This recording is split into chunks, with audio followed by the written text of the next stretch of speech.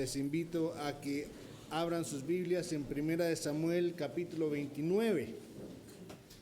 Primera de Samuel capítulo 29.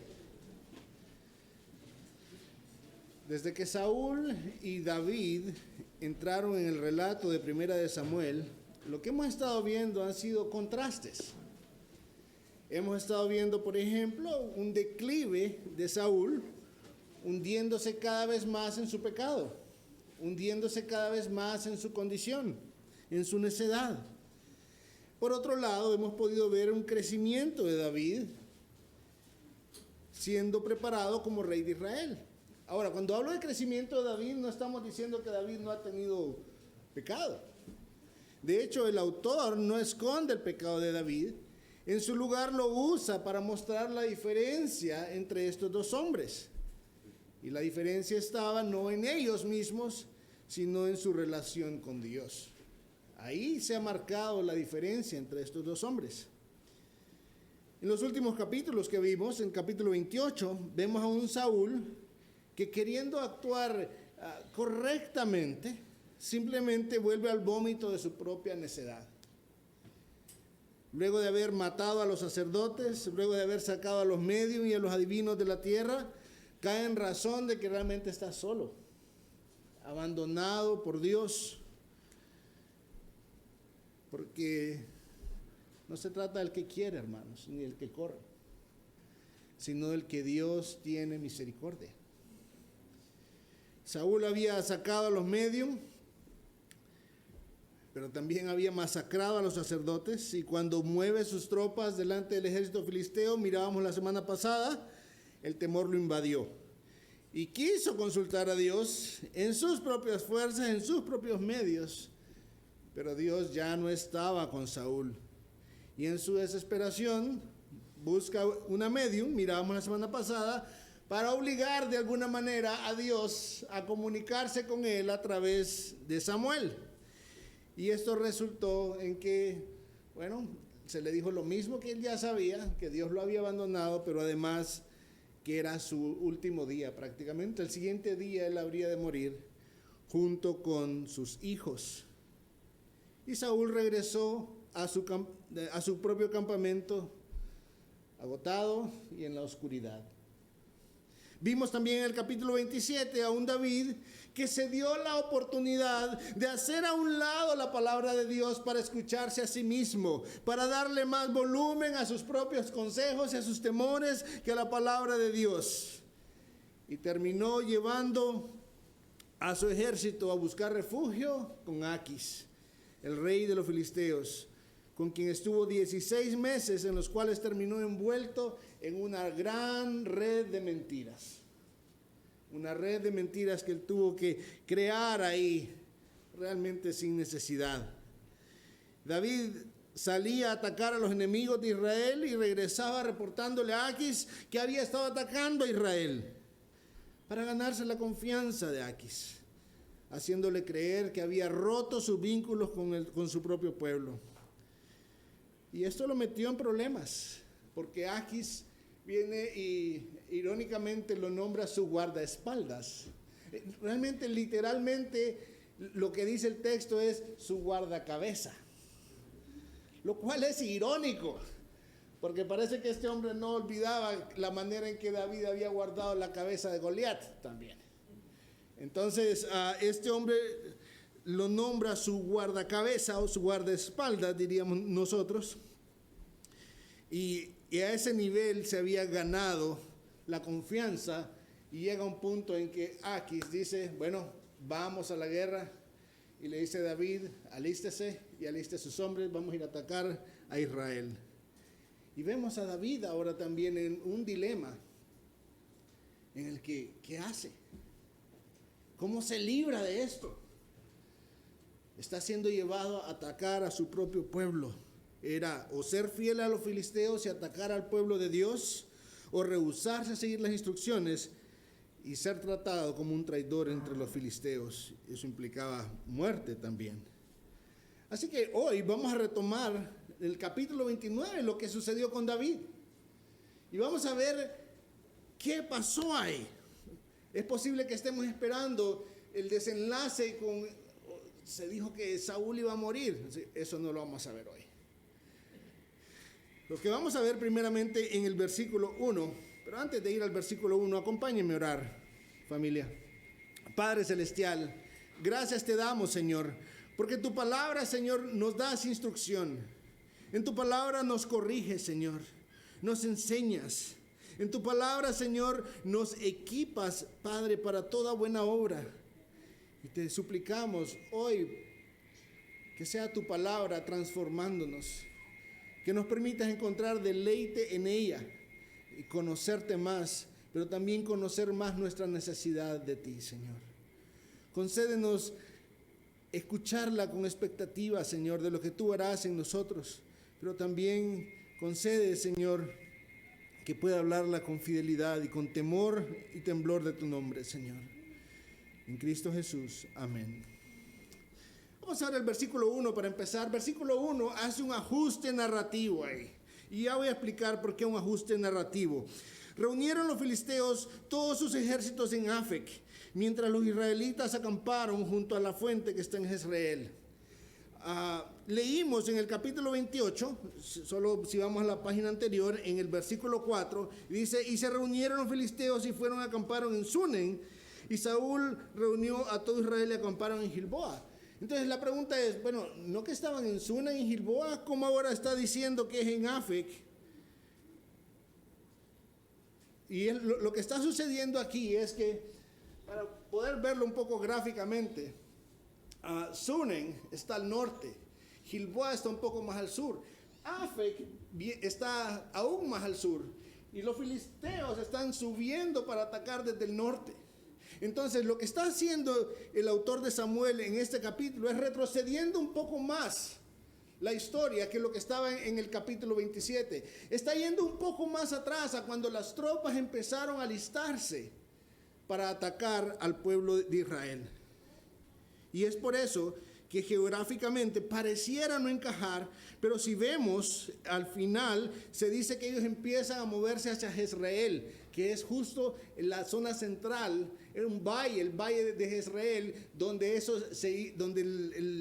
era el lugar intermedio donde estaban los dos campamentos. Entonces lo que hace el autor primeramente es hacer un ajuste ahí para ayudarnos a entender qué es lo que está sucediendo, no solo en términos geográficos, sino también para ayudar a entender que esto que está diciendo aquí es antes realmente del capítulo 28. Ahora sí, teniendo eso con claridad en eso, versículos del 2 al 5. Y los príncipes de los filisteos iban avanzando por cientos y por miles, y David y sus hombres marchaban en la retaguardia con Aquis. Entonces los jefes de los filisteos dijeron, ¿qué hacen aquí estos hebreos? Y Aquis dijo a los jefes de los filisteos, ¿no es este David, el siervo de Saúl, el rey de Israel, que ha estado conmigo estos días, o más bien estos años? Y no he hallado falta en él desde el día en que se pasó a mí hasta hoy. Pero los jefes de los filisteos se enojaron contra él y le dijeron, haz volver a ese hombre y que se vuelva al lugar que le asignaste, y no le permitas que descienda a la batalla con nosotros, no sea que en la batalla se convierta en nuestro adversario. Pues, ¿con qué podría hacerse él aceptable a su señor? ¿No sería con las cabezas de estos hombres?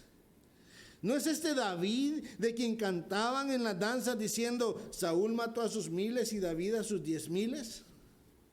Pues veamos lo que está sucediendo aquí. Lo que está sucediendo es, comienza el avance hacia Sunem. Comienza el avance de estas tropas para llegar justo a lo que sucede en el 28. Y Aquis no es el único a cargo del ejército. Hay otros hombres ahí, hay otros generales, hay otros comandantes. Lo que sí sucedía es que Aquis estaba al final con los hombres de David, con el ejército de David, con, digámoslo así, su orgullo. Y a medida que las tropas empiezan a avanzar, estos comandantes, estos generales, estos príncipes, se dan cuenta que están yendo a pelear contra Israel, y en las tropas de los filisteos están llevando a hebreos. Le dicen a Aquis, ¿qué te pasa? O sea, estamos yendo a atacar a Israel y estás llevando hebreos. ¿Qué se supone que estás haciendo, Aquis? Esto, hermanos, yo no soy fan del fútbol, pero esto es como que lo que sí puedo entender es que no tendría mucho sentido un fanático del Motagua en la barra del Olimpia. Y era algo así lo que estaba sucediendo. Alguien que estaba, o un mini ejército ahí que estaba fuera del lugar. Y Aquis defiende a David. En versículo 3, y así como sucede en el versículo 6 y en el versículo 9, él empieza a defender a David. Y dice, no, David está a nuestro lado. Él tiene años sirviéndonos, realmente tenía 16 meses nada más. David ha sido intachable todo el tiempo. Él ya no está con los judíos, más bien él ahora los ataca.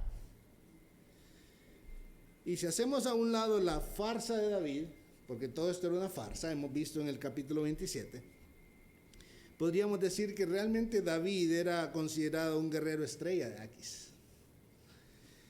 Era un hombre con buen testimonio de los de afuera, podríamos decir en cierta forma, a quien no se le señalaba ninguna otra cosa negativa.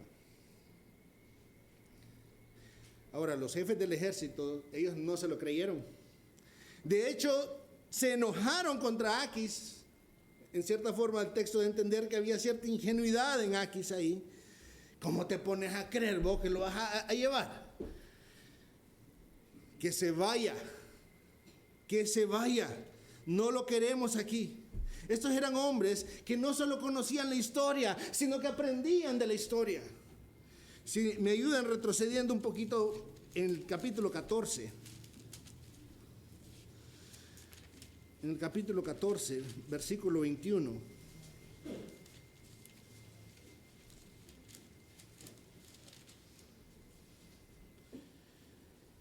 Esta es la ocasión en la cual Jonatán había subido con su escudero para atacar a los filisteos en Micmas.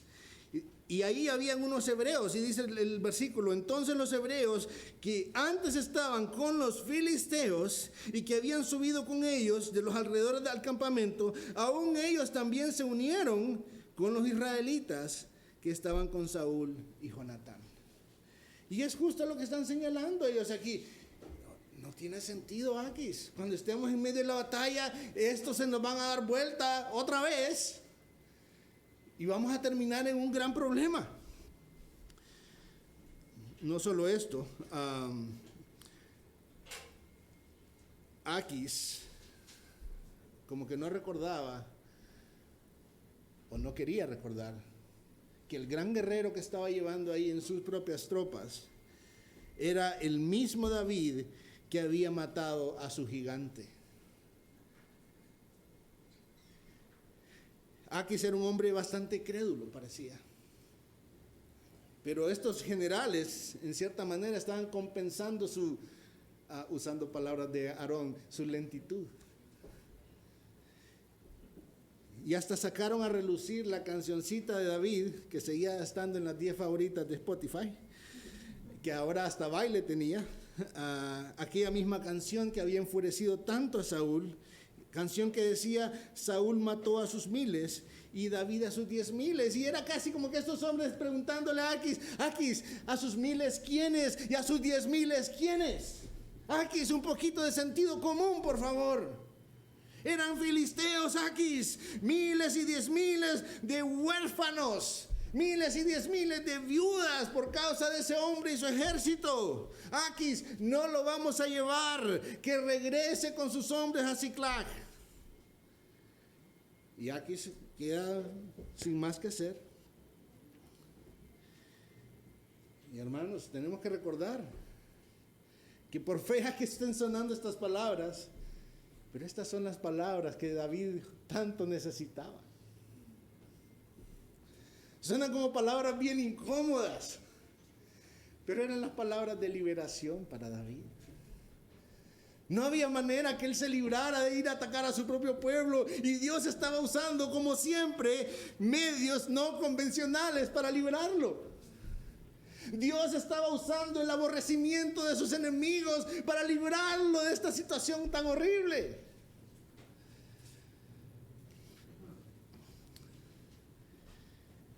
Por incómodas que fueran estas palabras, era justo lo que David necesitaba. A veces pensamos que el evangelio puede ser pesado, porque señala nuestros pecados, nuestras faltas, pero son las preciosas noticias de nuestra liberación también. Son las preciosas noticias que a pesar de nuestras faltas, como cantábamos hace un rato, mis faltas son muchas, pero su gracia es mayor. Y podemos ver en cierta forma las palabras de Proverbios 21, evidentes en este pasaje. Como canales de agua es el corazón del rey en la mano del Señor. Él lo dirige donde le place. Era Dios librando a David y a sus hombres de esta situación en la que parecía no haber salida. Era Dios librando a los suyos, usando a sus mismos enemigos, usando la astucia, la inteligencia de sus enemigos, el odio de sus enemigos para salvarle. Y aún incluso al rey ingenuo para defenderle.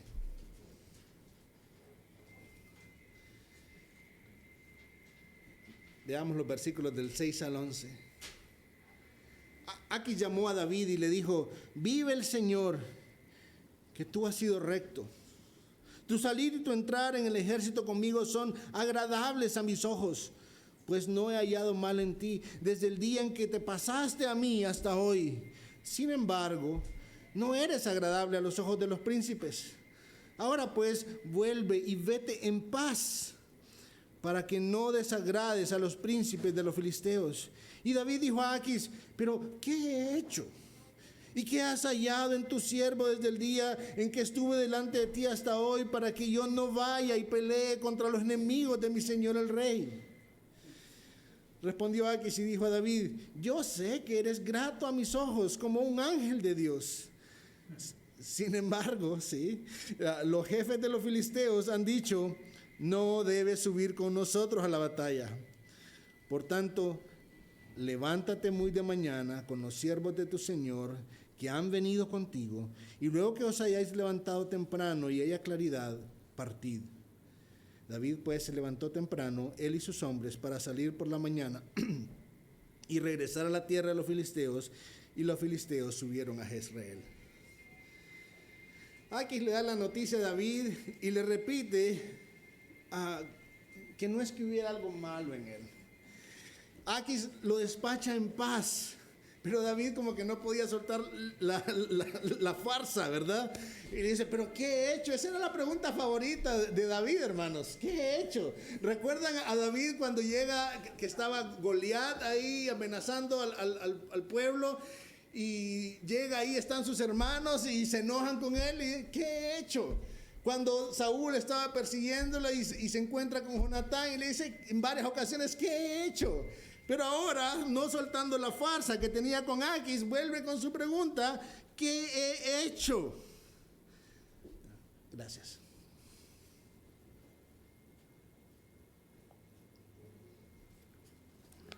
Y Aquis le dice: no, David, no se trata de ti. Interesante, porque ese que he hecho es la pregunta más absurda en ese momento. David ya estaba siendo librado y era como: no, hombre, si como que ya le agradó la idea de estar en el ejército. No, pero no. Ni aún David iba a librarse de ninguna forma de la misericordia de Dios para librarlo. Y él y sus soldados son despachados. Se le dice que se vayan, que se levanten temprano, para que al siguiente día de mañana regresen a Siclag. Pareciera, hermanos, que este párrafo no tiene mucho. Pero recordemos que estos dos reyes, estos dos ungidos de Dios han sido puestos en contraste. Y es necesario que prestemos atención a los detalles entre Saúl y David. Recuerde cuáles fueron las condiciones en que vimos a Saúl en el capítulo anterior irse donde la divina. la misericordia de Dios no estaba con Saúl. Lo único que Saúl tenía por cierto era que el día siguiente habría de morir junto con sus hijos, que su ejército iba a ser derrotado. Saúl estaba exhausto y de noche agarró camino en la oscuridad, casi como representando su condición. Pero en este pasaje estamos viendo a un David aliviado realmente. A un David que se le manda en paz. Le dice, vete en paz. Fueron las palabras de Aquis para él en el versículo 7. Un David que ha sido librado de tener que atacar a su propio pueblo, de tener que caer en manos de los filisteos. Un David que de repente tuvo una de las noches más tranquilas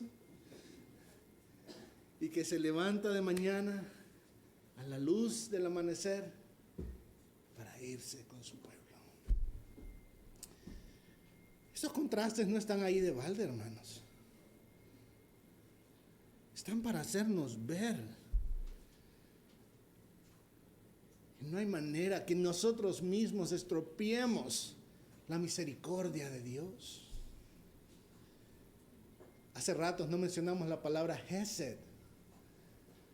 Ese amor que nos persigue, ese amor que nos caza con Z, ¿verdad? Como un perro siguiendo a su presa. Así es ese amor, no nos abandona. Ni aún nosotros mismos podemos estropear eso, ni aún David pudo estropear esa obra de misericordia de Dios para con él. Ahora, antes de ir a aplicaciones, porque este pasaje es corto, me veo en la necesidad de hacer una aclaración. La semana pasada, predicando, cometí una imprecisión y necesito corregirla. Hablando acerca de las razones por las cuales Saúl tuvo temor cuando vio al ejército filisteo, yo mencionaba la semana pasada que una de las razones era porque David y su ejército estaba ahí. Nos damos cuenta en este pasaje que David y su ejército no estaban ahí. Ellos habían sido enviados de regreso a Siclag. Entonces cuando llegan a Sunem, solo llegaron filisteos. No llegaron con David y su ejército. ¿Qué hay para nosotros en este pasaje? ¿David fue un necio? Sí. Fue un necio al poner sus pensamientos por encima de las promesas de Dios. Hermanos, David era como nosotros. ¿Cuántas veces preferimos escucharnos a nosotros mismos antes que escuchar a Dios? ¿Cuántas veces nos metemos a problemas por seguir nuestras ideas fantásticas en vez de prestar atención a los principios de Dios? Y venimos a ser nosotros mismos nuestro principal problema, necesitados de ser rescatados, pero de nosotros mismos. Realmente era lo mismo que había pasado con David. Él necesitaba ser rescatado de su bocota, de su corazón. David pensó que él debía hacer algo para protegerse cuando Dios ya le había prometido protegerlo. Dios le había prometido que iba a ser rey y él está temeroso de que Saúl lo va a matar. Como que si Dios va a faltar a su promesa.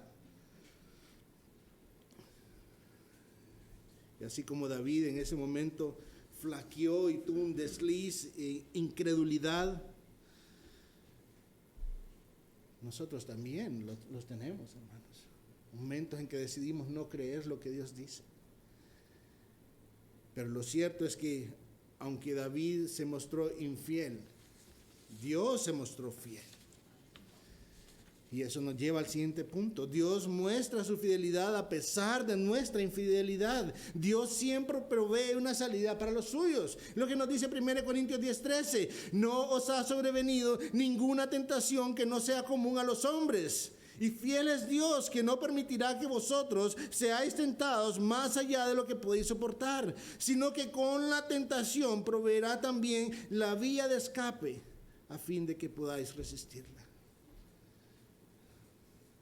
Y es parte de esa misericordia de Dios. No dejarnos en circunstancias en las que quedamos atrapados, sin opción de salida, por el pecado, por la tentación. Dios usa los medios menos esperados a favor de los suyos. Pensemos en un momento en, por ejemplo, Moisés. ¿A quién usó Dios para rescatar la vida de Moisés de Faraón cuando Moisés era un niño? ¿No fue la hija de Faraón mismo? Dios usa los medios menos esperados. Dios usó a los filisteos en más de una ocasión para salvar a David. ¿Recuerdan cuando estaba a punto de Saúl de atrapar a David y a todo su ejército? Y viene el mensaje aquel, los filisteos están atacando al pueblo. Dios puede usar incluso a nuestros propios enemigos para rescatarnos. Dios usó la muerte para rescatarnos de la muerte. Dios puso a su propio Hijo en la cruz para rescatarnos de aquel que tenía el poder de la muerte. Y por si fuera poco, también podemos decir que Dios usó un instrumento pagano, la cruz misma, para acercarnos a Él. Con esto no estoy diciendo, vamos y usemos instrumentos paganos. No, es lo que Dios hace. Es lo que Él hace. Hermanos, esto es seguro para nosotros. Este es un Dios que trae seguridad a nuestras vidas. ¿Sabe? Pensando en este pasaje, me hacía pensar en mis luchas últimamente. Mi lucha con la ansiedad. No tiene sentido. Ahora dígaselo a mi corazón, ¿verdad? Que le es tan fácil tropezar una y otra vez. Pero no tiene sentido cuando tenemos las promesas de Dios. El Gesed, esa misericordia, ese amor inagotable de Dios, vence cualquier obstáculo para alcanzarnos, aun cuando el obstáculo soy yo. Dios dispuso que David sería el rey. ¿Sabe, hermanos? Nadie iba a estropear ese propósito. Ni siquiera David. Dios no es como nosotros, en que hoy puedo mostrar amor a mi hermano y mañana sin razón empezar a mostrar aborrecimiento. Él no es así. Él es inmutable en su carácter, en su naturaleza, en su propósito. Él no cambia. Dios dispuso rescatar a los suyos de sus propios pecados, dispuso rescatarnos a nosotros de nuestros propios pecados.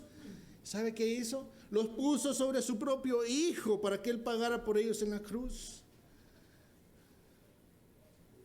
¿Es consciente, hermano, de su necesidad de Cristo? ¿Es consciente de su necesidad de la obra de Cristo? ¿Es consciente de que muchas veces antepone sus propios pensamientos sobre la palabra de Dios?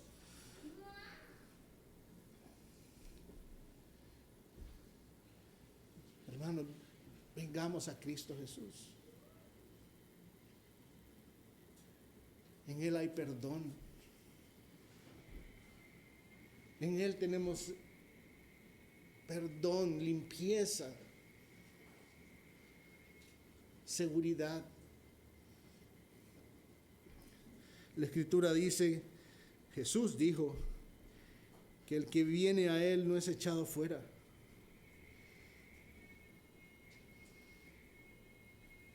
Él es el único que puede limpiarnos, hermanos. Si usted no tiene una relación con Cristo, hoy quiero decirle, venga a Cristo. Él no le va a desechar. Salmo 103:11 dice, porque como están de altos los cielos sobre la tierra, así es de grande su misericordia para los que le temen.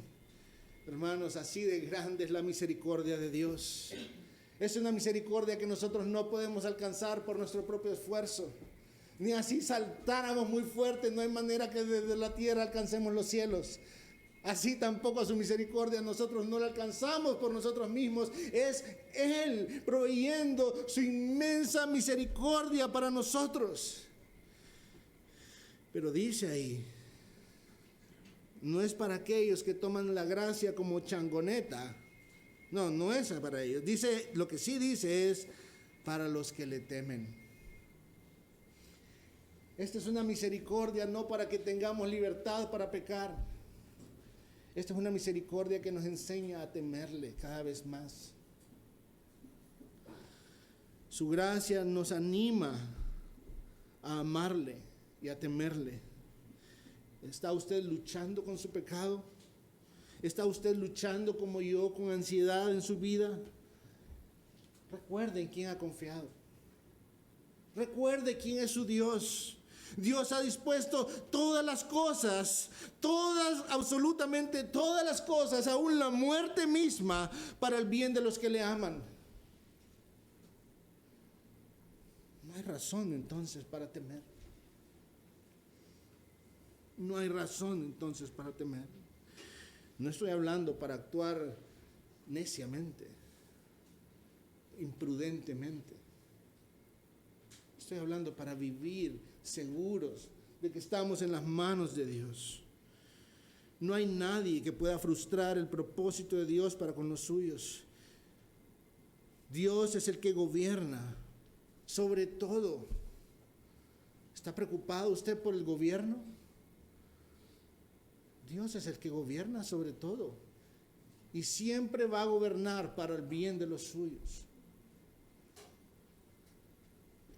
No importa cuáles sean sus circunstancias. Ay, Josué, es que usted no conoce mis circunstancias. Sí, es posible que no las conozca. Pero quiero decirle, Dios está por encima de nuestras circunstancias. Confiemos en Él. Amémosle a Él, conozcámosle a Él, temámosle a Él. Por último, acompáñeme por favor al Salmo 117.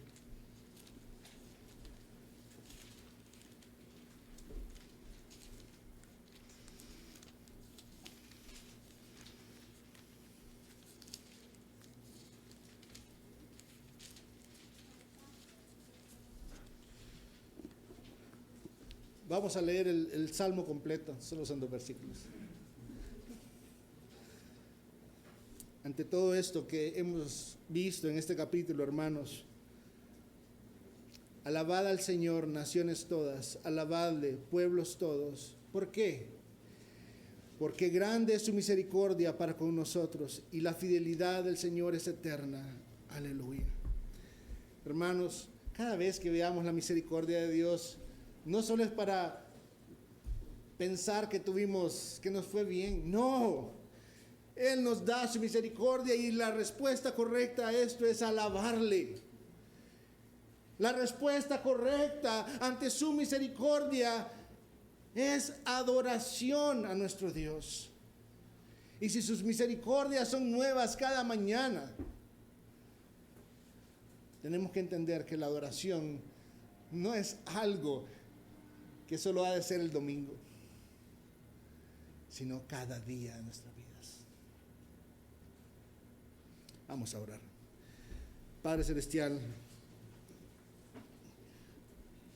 gracias, Señor, que tu misericordia no depende de que nosotros podamos alcanzarla, sino de que tú eres fiel a tus promesas, Señor.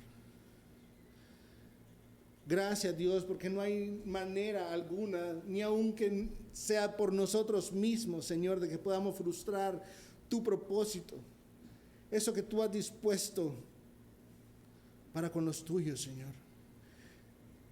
Gracias porque ni aun mi propia torpeza me hace caer de tu mano, Señor, y cuando caigo, caigo en tus manos, Señor. Y así con cada uno de mis hermanos, de los que te temen, de los que te aman, Señor. Gracias porque eres el Dios fiel, que constantemente estás mostrando tu bondad para con nosotros y llenándonos de esperanza. Perdónanos, Señor, por todas aquellas veces que nos has dado claridad en tus promesas, pero nosotros queremos escucharnos a nosotros mismos, seguir nuestros propios pensamientos.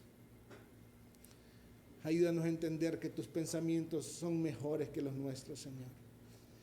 Y que tu palabra siempre será enviada y harás tu propósito con ella en nosotros. Gracias te damos, Señor, porque qué certeza la que podemos tener y qué certeza con la que podemos vivir. Perdónanos, Señor, cuando nuestro corazón tambalea y tropieza. Pero también te agradecemos porque tú nos levantas, Señor. Te agradecemos porque tú eres escudo a nuestro alrededor y porque en medio de nuestras situaciones difíciles, en medio de la tentación, tú pones salida para nosotros, Señor. Padre, concédenos ante toda tu bondad, ante todo tu amor, ante toda tu fidelidad, ante ese gesed con el que nos persigues para nuestro bien, concédenos responder en adoración a tu nombre. En Cristo Jesús. Amén.